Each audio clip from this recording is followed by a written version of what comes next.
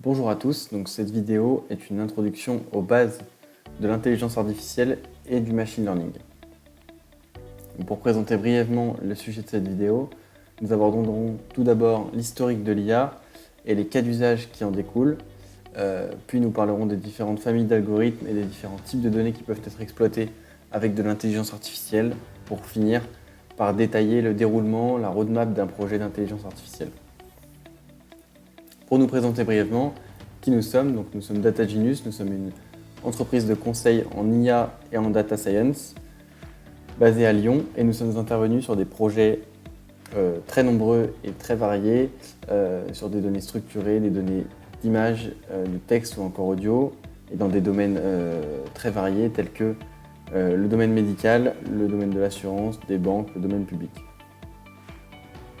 Et nous sommes également centre agréé de formation, et nous réalisons de nombreuses formations en intelligence artificielle, que ce soit des formations techniques ou des formations théoriques.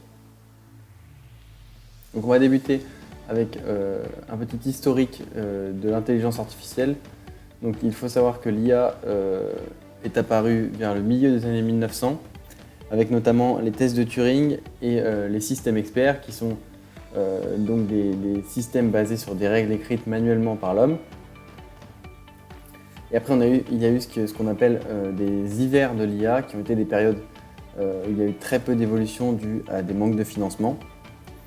Et c'est vers la fin des années 1900 qu'on a vu un regain, un rebond de l'IA, avec notamment des machines qui ont réussi à battre Kasparov, le champion d'échecs, ou encore le champion du jeu de Go. Donc il faut bien faire une différence entre Artificial Intelligence, Machine Learning et Deep Learning. L'intelligence artificielle, elle repose sur le seul fait que des programmes informatiques complexes soient capables de simuler certains traits de l'intelligence humaine. Le Machine Learning, de son côté, c'est une facette de l'IA qui intègre le fait qu'une machine se fonde sur des algorithmes mathématiques pour effectuer un apprentissage automatique sur les données sur lesquelles elle s'entraîne. Et enfin, le Deep Learning, c'est un type de Machine Learning qui intègre un apprentissage plus profond par le biais de réseaux neuronaux qui visent à reproduire approximativement les couches neuronales du cerveau humain.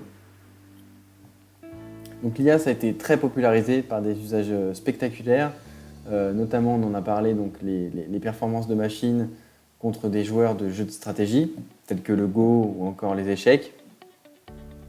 On a également tout ce qui est robotique avec les humanoïdes, et par exemple le robot de Boston Dynamics qui a beaucoup popularisé l'IA, tout comme aussi par exemple les voitures autonomes, ou encore tout ce qui est modèle génératif pour des tableaux ou pour des visages humains par exemple.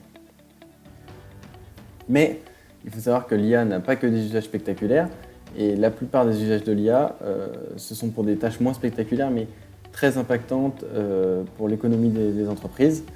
On pourra citer notamment la détection de défauts, la prédiction de vente, ou encore l'analyse de commentaires ou l'analyse d'appels téléphoniques, ou encore ça pourrait être de la segmentation client, des analyses, des classifications d'images ou encore de textes, par exemple pour la santé ou pour l'analyse de factures. Donc voilà, de nombreux cas. Pour le machine learning, il faut savoir qu'il y a trois grandes familles de machine learning: le machine learning supervisé, le machine learning non supervisé et le machine learning par renforcement. Donc dans cette vidéo, nous verrons plus en détail le machine learning supervisé et non supervisé, qui sont très utilisés dans de très nombreux cas d'usage, dans de très nombreux domaines. On va commencer avec le machine learning supervisé. Donc qu'est-ce que le machine learning supervisé? Ça consiste à associer des variables d'entrée à une ou plusieurs variables de sortie, afin que le modèle puisse étudier algorithmiquement les corrélations entre les variables d'entrée et les variables de sortie, pour pouvoir prédire de nouvelles variables de sortie à partir de nouvelles variables d'entrée. Il existe deux principaux types de machine learning supervisé: la régression et la classification. Donc on va commencer par voir un petit peu la classification. La régression permet de prédire une variable de sortie numérique, telle que par exemple ça peut être un nombre de ventes, ça peut être un scoring client, ça peut être un coût, une température ou un scoring de risque par exemple. Et donc on va utiliser des algorithmes tels que la régression linéaire, la régression multivariée ou la régression logistique qui sont très souvent utilisés pour la régression. Mais on peut également utiliser des algorithmes tels que le random forest ou le support vector machine qui peuvent aussi servir à faire des prédictions numériques. Voilà pour la régression. Pour ce qui est de la classification, elle va se différencier de la régression par le fait que là, on ne va pas prédire une variable numérique, on va prédire une variable catégorielle. Par exemple, un type d'animal ou un type de maladie, ou ça peut être un oui ou un non, etc. Donc on va parler de classification binaire lorsque le modèle de machine learning doit prédire seulement entre deux classes, par exemple oui ou non. Et on va parler de classification multiclasse ou multilabel lorsque le modèle doit prédire plus de deux classes. Par exemple, est-ce un chien, un chat, un oiseau ou un poisson. Donc là, il y aura 4 classes, donc on est sur une classification multilabel. Donc les algorithmes de classification souvent utilisés, ce sera les random forest, donc qui sont composés d'arbres de décision, le Case-Nearest Neighbors, ou encore la classification naive bayésienne, qui elle s'appuie sur des lois de probabilité. On pourra également utiliser le support vector machine qui fonctionne pour la classification. Pour ce qui est des applications récurrentes de la classification, on peut donner par exemple tout ce qui est détection de fraude, détection d'anomalies ou classification d'email, par exemple est-ce un spam ou non, ou encore tout ce qui est caractérisation d'un produit, mais il y a bien d'autres, beaucoup d'autres applications possibles. Maintenant qu'on a vu le machine learning supervisé, on va passer au machine learning non supervisé. Donc, le machine learning non supervisé, il peut s'appliquer selon deux techniques. La première technique, ce sera le clustering ou les règles d'association. Donc, le machine learning non supervisé, il va se différencier du machine learning supervisé par le fait qu'on ne disposera pas de variables de sortie. Là, on a simplement des variables d'entrée que l'on va chercher à analyser de façon mathématique pour trouver des similarités entre les individus et clusteriser, segmenter les individus selon leurs similarités mathématiques. Pour parler du clustering, le clustering il va s'appuyer sur des algorithmes tels que le K-means, le clustering hiérarchique ou encore le density-based clustering, aussi appelé DBSCAN. Donc, c'est des algorithmes qui vont permettre de scinder les individus en groupes similaires en se basant sur les corrélations entre les variables de ces individus. Et le clustering il va être employé également pour de nombreuses applications, notamment de la segmentation client, de la recommandation automatique ou encore tout ce qui est regroupement de photos, de textes ou autres.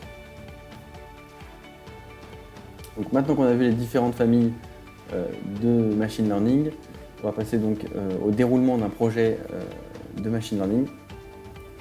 Donc, il faut savoir qu'un projet de machine learning va se décomposer en 4 grandes phases, elles-mêmes décomposées en plus petites étapes. Voilà, l'idée c'est de vraiment voir comment mettre en place un projet, quels sont les bons réflexes à avoir et quelles sont les étapes clés. La première étape, ce sera donc la définition du cahier des charges. Ensuite, on aura la préparation des données. Enfin, on aura le développement du modèle. Et on finira avec la mise en production de l'industrialisation du modèle. Donc, on va commencer avec la définition du cahier des charges. Donc, la première étape, c'est tout simplement poser la problématique, se poser la question quel est l'objectif final de la mission et avec cet objectif, déterminer dans quel cas je me trouve. Est-ce que je me trouve dans un cas supervisé, non supervisé, un cas de régression ou de classification. Une fois qu'on a posé notre problématique, il va falloir déterminer le ROI souhaité, c'est-à-dire quel rendement on attend, et c'est cela qui va nous permettre de déterminer le niveau de performance requis du modèle. Enfin, autre étape importante, ça va être le listage des sources de données utilisables. Bien sûr, lister les sources de données internes à l'entreprise, mais aussi potentiellement les sources de données externes, on verra ça juste après. Et enfin, bien sûr, dernier point important également, c'est s'assurer que le projet s'inscrit dans le RGPD, qui est donc le règlement européen sur la protection des données, qui est entré en vigueur en 2018, donc c'est assez récent, et c'est quelque chose auquel il faut être extrêmement attentif. Pour revenir sur le listage des données, il faut savoir qu'en machine learning, on peut exploiter plusieurs sources de données et plusieurs formes de données. Au niveau des sources de données, on a bien sûr les données internes à l'entreprise. mais on a également des données externes qui peuvent être des données publiques ou des données web. Au niveau des formats de données, on a ce qu'on appelle les données structurées, ça va être tout ce qui est sous forme de base de données SQL, de tableaux, de tableurs, de Excel. Mais on a également des données non structurées qui peuvent être utilisées, telles que du texte, de l'audio ou encore des images ou des vidéos. Évidemment, il est possible de combiner des sources de données, de créer une base de données à partir de données internes et externes, et également de combiner des formats de données, par exemple du texte et des images. Pour ce qui est des données externes, on a donc ce qu'on appelle les données publiques, l'open data, qui sont des données numériques dont l'accès va être public et centralisé sur des sites, souvent des sites des organismes gouvernementaux tels que par exemple data.gouv. Et après on a également les sources de données externes de type web, donc avec ce qu'on appelle le web scraping, qui est une technique qui permet d'extraire du contenu de sites web ciblés à partir de scripts informatiques. Voilà pour la partie définition du cahier des charges. Une fois que le projet est bien cadré, on va passer à la préparation des données avec la première étape, c'est-à-dire vérifier la qualité de nos données. Se poser les questions, est-ce que mes données sont en volume suffisant? Est-ce que mes données sont dans les bons formats? Et dans le cas où on n'a pas forcément de données suffisantes, on peut envisager une nouvelle collecte de données avec ce que j'ai énuméré avant, c'est-à-dire des données, publiques ou des données web. Et on peut également aussi envisager l'achat de données. Autre étape importante, la transformation des données. Quand on a des données complexes telles que des images ou du texte par exemple, il va falloir transformer ces données pour les avoir au bon format. Et également, la transformation de données peut nous permettre d'étoffer notre base de données en créant plus de données ou plus de variables par des méthodes mathématiques. Et enfin, on finit avec la première analyse exploratoire. Ces premières analyses exploratoires, elles sont importantes simplement en utilisant des méthodes statistiques simples et des outils de visualisation. Ça va nous permettre de découvrir des premières tendances et des premières directions que vont prendre nos données et notre modèle. Une fois que les données sont prêtes, on passe à l'étape de développement du modèle. Donc la première étape, ça va être de tester différents modèles de machine learning adaptés à notre problématique et de sélectionner le modèle qui fonctionne le mieux. Ensuite, il faudra paramétrer ce modèle afin de l'optimiser et on pourra entraîner notre modèle sur une partie de notre base de données. Par exemple, on va dédier 75% de notre base de données à l'entraînement du modèle. Une fois que le modèle s'est entraîné, on va tester ce modèle sur la partie restante de notre base de données. Donc dans notre exemple, 25%. Et pour tester notre modèle, pour évaluer notre modèle, on va donc utiliser des métriques simples et des métriques prédéfinies et des métriques aussi également spécifiques au projet qui vont permettre, à partir du set de base de données de test, d'évaluer les performances de notre modèle. Une fois que notre modèle est prêt, dernière étape, la mise en production du modèle de machine learning et l'industrialisation du projet. Donc la première étape, c'est évidemment de définir le format de déploiement. Est-ce qu'on veut une plateforme web? Est-ce qu'on veut une API intégrable? Ou est-ce qu'on veut un déploiement local par exemple? Ensuite, il faudra déterminer le type d'hébergement. Est-ce que l'on souhaite un hébergement interne de nos données et de notre modèle ou un hébergement externe à l'entreprise? Et enfin, les deux dernières étapes, elles vont de pair. C'est la maintenance du modèle et l'entraînement régulier du modèle. Donc évidemment, des procédures de maintenance sont toujours à prévoir afin de corriger d'éventuels bugs ou d'éventuelles erreurs dans le modèle et dans le processus. Et également, cela va permettre de réentraîner le modèle avec de nouvelles données afin d'en améliorer les performances. Voilà, donc cette présentation touche à sa fin. Nous proposons un programme de formation plus complet et plus détaillé de tout ce que j'ai énoncé ici. Cette formation s'articule sur 3 jours en Python et Machine Learning, avec 50% de théorie et 50% de pratique. Voilà, elle permet de faire des rappels mathématiques et des rappels en Python, mais également de prendre en main théoriquement et en pratique la préparation des données, le traitement des données, la construction du modèle, le paramétrage du modèle.